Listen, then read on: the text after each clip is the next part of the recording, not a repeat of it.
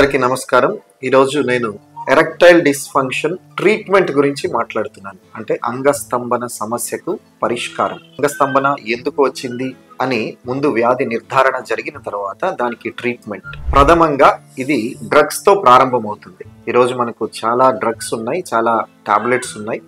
వీటి వల్ల మంచి రిజల్ట్స్ ఉన్నాయి. చాలా మందిలో ఇవి పని చేస్తాయి. చాలా మందికి మందులతోనే మంచి రిజల్ట్స్ వస్తాయి. అయితే కొంతమందిలో మందులు పని చేయవు. ఇంకొంతమందిలో కొన్ని సంవత్సరాలు వాడిన తర్వాత ఈ మందులు పని చేయవు. అలాంటి వారికి కొన్ని హార్మోన్ టెస్టులు చేసుకోవాలి.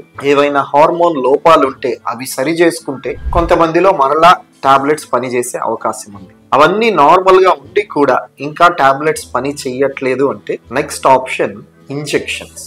ఇంట్రాకెవర్నోసల్ ఇంజెక్షన్ అంటే అంగంలోనికే డైరెక్ట్ గా ఇంజెక్షన్ వేయడం. ఇది చాలా మందికి ఉపయోగకరంగా ఉంటుంది. ఇన్సులిన్ సిరింజ్ లాగా అంతే నీడిల్ తోటి డైరెక్ట్ గా సెల్ఫ్ ఇంజెక్షన్ చేసుకోవచ్చు.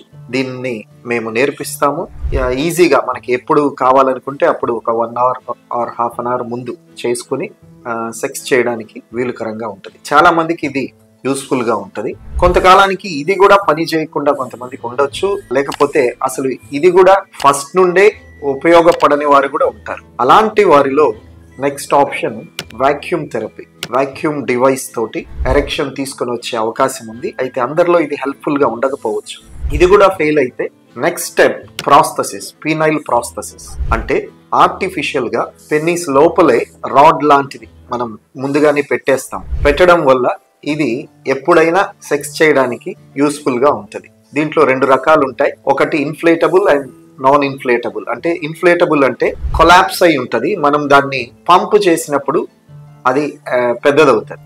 పని అయిపోయిన తర్వాత మళ్ళీ ఆ పంపును మళ్ళీ ప్రెస్ చేస్తే అది రిలీజ్ అయిపోతుంది, చిన్నదైపోతుంది. ఇది ఇన్ఫ్లేటబుల్ డివైస్. నాన్ ఇన్ఫ్లేటబుల్ అంటే అది ఎప్పుడు కూడా ఎరెక్ట్ అయిన స్టేట్ లోనే ఉంటది. ఇది మన దాంట్లో కామన్ ప్రాస్థసిస్, షా ప్రాస్థసిస్.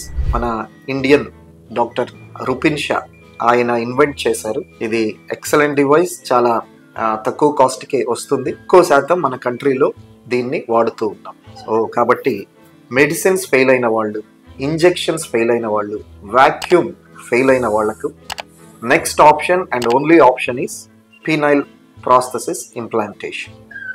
Thank you.